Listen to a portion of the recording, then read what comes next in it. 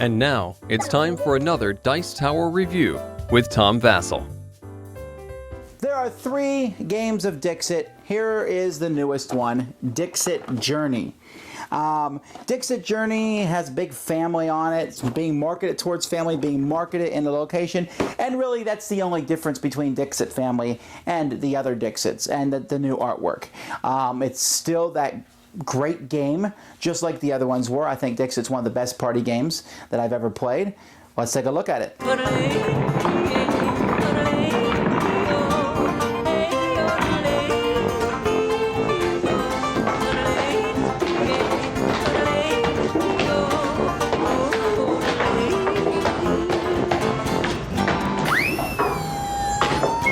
Here's the board for Dixit. It's basically just a scoring board. This tells you how to score and a place to put cards. Each player is going to get a bunch of chips in their color and marked with numbers on equal to the number of players in the game. And then you'll have a piece over here. But what the game is going to do, it really revolves around these cards here. Now you can see these cards here. The artwork on these cards is very unusual, strange artwork, and it's deliberate. It's supposed to be odd and unusual. These are upside down and you actually can barely tell. That's how unusual the artwork is. But you can see there's different pictures of different types. And that's good because that's what the game's about. What's going to happen is each player is going to get a handful of cards. And then one person is chosen to go first. So that person's going to look at their handful of cards and they're going to say something. They'll say, okay. They'll give any kind of clue they want. So they'll go, this card freaks me out a lot. So they might put down. Or they might say, this card reminds me of Joe. Or they might say, this reminds, or they'll say something, a movie title. Or they'll make some noises. Or you can basically give any clue you want. Then each other player is going to put a card from their hand down that they think meets that clue.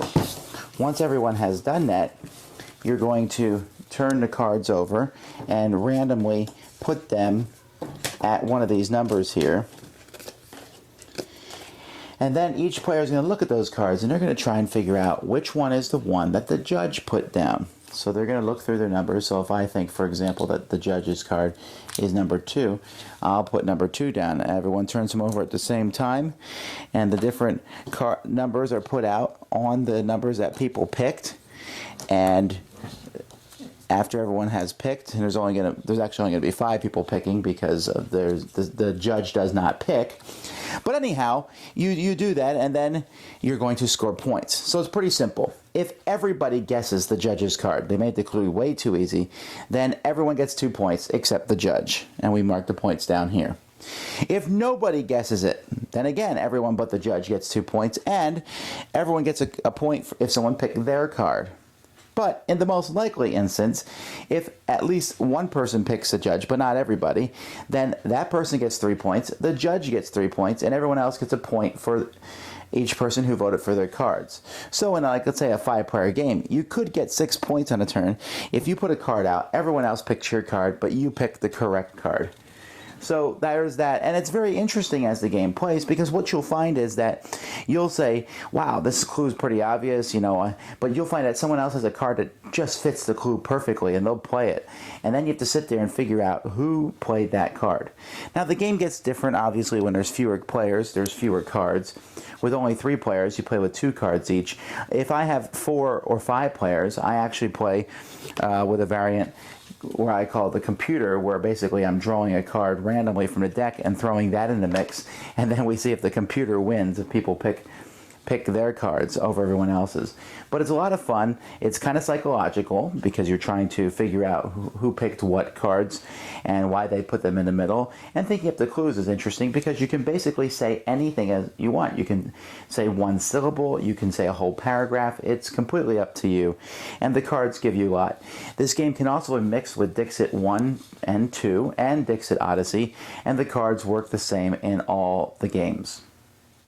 You already know what I think of Dixit. I'm a huge fan of the game. The only thing I want to say about this version is that the artwork is done by a different artist, and they managed to maintain the same level of just weirdness, although it seems slightly less drawing me into a different world. Like the first one, I felt like it was just wow, when I looked at the picture, I just thought, huh, and it just made me think. These are more silly than they are. I don't know how to explain the difference. Maybe someone else can do a better job of it. It doesn't matter. They'll mix all together. That's what I'm going to use this for, is to take the cards and put them in my other game. Although I like the board from this one too. And I said I wasn't going to talk much about it because I'm going to hand it over to my kids. What do you think? This is a really fun game. I love this Dixit because trying to put out a card and trying to match the theme is a lot of fun. Making sure the idea thingy isn't too hard or too easy. But in this game, the cards were like way randomized, and it was kind of hard to put the right theme in sometimes. Ah, Or they're all the same. I'm pretty good at picking out what my kids think. Ha ha ha ha. Who's the best at Dixit in the household? Oh, I'm going to say Amy made him win on purpose. Well, no. Scram. All right, Scram. Amy, what do you think of this game? I like it. All right, why? Well, I think it's kind of like the pictures are kind of like faces, except for the games are different. yeah, that's true. They are different. Well, I like it because of how they made interesting things like people in teardrops. Sometimes some people gave obvious clues, and Continue. I did not. Melody did. Oh, okay. Well, continue. And Oh, anyhow, so you liked it a lot. whoever's hearing this, it's true. Okay, now who's the champion of Dixit? Again, let's point to them. Thank you. Dixit's a lot of fun for families. It's a lot of fun for everybody. It's just a great game. This is yet another version, nothing fantastically different than the other ones, except a whole bunch of more artwork. I have tons of Dixit cards now. Hoorah! Thanks so much for watching the Dice Tower videos. Find more great videos and reviews, as well as our top-rated audio podcast at Dicetower.com. You can also find the latest board game news at Dicetowernews.com. I'm Eric Summerer, and you've been watching The Dice Tower. The Dice Tower is sponsored by Fun Again Games, the world's best game source. Fun Again Games has over 5,000 games available. Check them out at funagain.com.